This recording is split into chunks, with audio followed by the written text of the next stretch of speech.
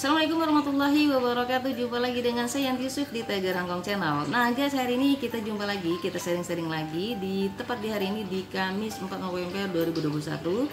Dan kesempatan kali ini kita alhamdulillah masih diberikan kesempatan untuk sharing, dan tema kita hari ini akan membahas tentang tabiat manusia atau sifat kita sendiri yang saya beri topik jangan berharap terima kasih kepada orang lain.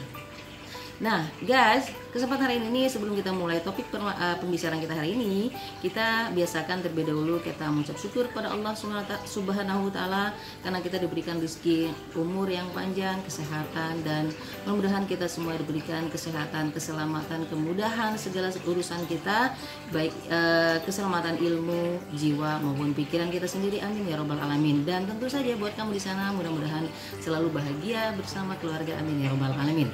Dan guys, tema hari ini kita akan membahas tidak perlu berharap terima kasih kepada orang lain. Artinya kita tidak memungkiri kita akan mengharapkan rasa terima kasih tersebut, tapi lebih kita harapkan kepada Allah Subhanahu wa Ta'ala, karena kita akan berharap ridho dari Allah Subhanahu wa Ta'ala. Dan pada hari ini kita membahas ini bukan untuk dalam artian menyinggung seseorang, karena ini pada umumnya ya kita rata-rata tidak menyadari apa yang kita pikirkan mungkin ya. Nah seperti itu. Nah jadi pada umumnya penyakit kejiwaan ini tidak kita sadari. Contohnya seperti ini, kita biasanya mengingkari baik itu dari manusia maupun dari Allah SWT. Kemudian kita membangkang, kemudian kita biasanya tidak luput akan rasa syukur itu. Nah itu yang biasanya kita alami, dan tanpa kita sadari itu merupakan satu penyakit kejiwaan yang kita alami pada umumnya, yang mungkin bukan tingkat keparahan yang disebut dengan gangguan jiwa yang harus ditangani secara serius, tapi ini adalah penyakit hati ya, penyakit jiwa. Nah jadi seperti itu. Nah jadi biasanya seperti ini. Tidak jarang biasanya kita akan contoh kecil ya, biasanya kita akan memberikan pena kepada seseorang, sementara kita tidak tahu orang ini adalah seorang yang bebal atau orang pembangkang. Nah kita berikan pena tersebut kepada dia mungkin dengan harapan dia akan menggunakannya dengan baik, dengan menulis sesuatu yang baik-baik, tapi kemudian dia pakai untuk menulis sesuatu cemoohan yang justru mencemooh diri kita sendiri, orang yang telah memberikan pena kepadanya. Nah itu sebagai contoh kecil ya, sebagai contoh kecil. Nah contoh yang kedua misalnya seperti ini. Ini hampir nyaris ya, hampir nyaris lagi ya, hampir miris saya bilang, maksudnya seperti itu, miris ya sepertinya, tapi ini banyak terjadi di umumnya, apalagi kita banyak sekali nonton di media sosial ya, di sosial media saat ini hal-hal seperti ini sangat miris dan sangat menyayat hati sebenarnya. Dan ini akhirnya akan terjadi seperti itu. Contoh seperti ini, seorang tua biasanya akan melakukan apa saja, rela tidak tidur, rela tidak makan, bahkan ada yang rela tidak makan enak, ditunda-tunda, menabung untuk anaknya. Kemudian dia rela tidak tidur untuk bekerja lebih, untuk mendapatkan hasil yang lebih, biar anaknya bisa beli baju yang bagus, beli HP yang bagus, bisa beli sepatu baru, beli baju yang baru, atau bisa bertemu berpesta ulang tahun dengan teman-temannya. Seringan itu.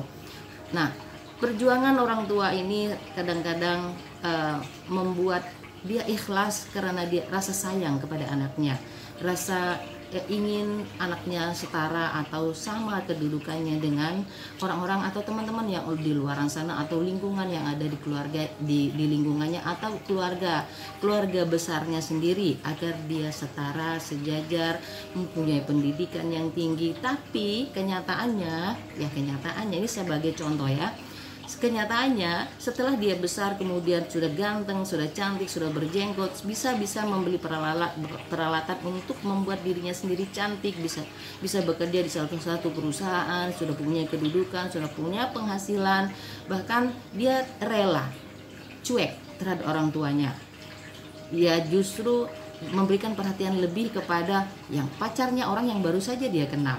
Dia rela memberikan apa saja untuk pacarnya yang belum tentu akan memperjuangkan diri dia sendiri. Ini salah satu contoh sebagai penyakit kejiwaan ya yang kita alami, yang tidak kita sadari, yang memang yang tidak harus untuk masuk ke sampai ke ahli psikoterapi ya, tapi ini hal-hal kecil. Nah, saya kasih contoh lagi di zaman, saya pernah baca juga di zaman Nabi terdahulu, diberikan gembala ini diberikan tongkat untuk dia menggiring ternaknya ya, untuk menggembala. Tapi kemudian tongkat ini dipakai untuk memukul sang yang memberi tongkat tadi, memukul kepalanya. Itu artinya apa? Sama aja. Jadi kita ya contoh lain misalkan ya, apalagi ya contohnya ya, selain itu. Nah tadi pena sudah. Nah hal-hal lain yang misalnya kita berikan sesuatu dengan ikhlas, dengan rasa kasih, dengan kasih sayang kepada teman kita, saudara, tapi kemudian tidak dihargai, bahkan dia rela membenci, mendarah daging kepada kita. Nah tentu saja kita tidak perlu resah, tidak perlu, yang perlu kita tegaskan di sharing kita hari inilah, kita tidak perlu resah, tidak perlu gelisah, tidak perlu heran, tidak perlu sedih dengan perbuatan hal-hal yang mengingkari hal-hal yang seperti itu. Nah kita sudah berbuat baik, itu salah satu kebanggaan, karena di tengah-tengah atau di hadapan orang yang berbalik membenci kita, tidak suka kepada kita, tapi kita bisa berbuat baik kepadanya. Nah makanya di topik hari ini, jangan berharap terima kasih kepada orang lain, karena jadikan segala perbuatan baik kita itu hanya karena Allah Subhanahu wa Ta'ala. Kita menolong seseorang, kita berbuat baik kepada seseorang, memberikan pikiran kepada seseorang, berapapun yang kita mampu, berapapun yang kita bisa untuk membantu mereka, lillahi ta'ala, karena Allah Subhanahu wa Ta'ala, karena kita akan mendapatkan hadiah dari Allah Subhanahu wa Ta'ala. Kita akan diberikan oleh zat tersebut pahala, nilainya pahala yang bakal kita terima mengalir seperti air di kehidupan yang abadi kelak. Dan dengan demikian dia kita serahkan segala sesuatunya kepada Allah Subhanahu wa Ta'ala, maka kita akan merasa lebih tenang, lebih nyaman, dan kita tidak akan pernah berhenti melakukan satu kebaikan. Nah, saya selalu mempunyai prinsip, saya sendiri mempunyai prinsip, jangan pernah berhenti berbuat baik walaupun orang tersebut tidak menerima atau orang tersebut mengingkarinya. Nah, kita sebagai orang tua mungkin itu sebagai kewajiban, tapi sebagai seorang anak kita juga akan terus berbuat baik, karena itu sebagai balas budi kepada orang tua kita, dan itu tidak akan pernah cukup. Dan mudah-mudahan sharing hari ini ya, ini benar-benar pagi yang cerah, dan ini di awal pagi hari yang saya sendiri belum mengerjakan apa-apa, tapi saya terinspirasi ingin menyampaikan ini kepada teman-teman buat sharing pagi hari ini. Dan mudah-mudahan sharing hari ini, sharing singkat ini bisa membuat kita tenang. Buat kamu yang senang berbuat kebaikan, buat kamu yang senang berbuat kebajikan, jangan pernah berhenti, teruskan walaupun tidak dianggap ataupun tidak dibenci, karena kita berbuat baik bukan untuk mereka tapi untuk kita sendiri, lillahi ta'ala. Mudah-mudahan kamu selalu senang dan bertemu dengan orang yang baik-baik. Demikian sharing hari ini. Wassalamualaikum warahmatullahi wabarakatuh.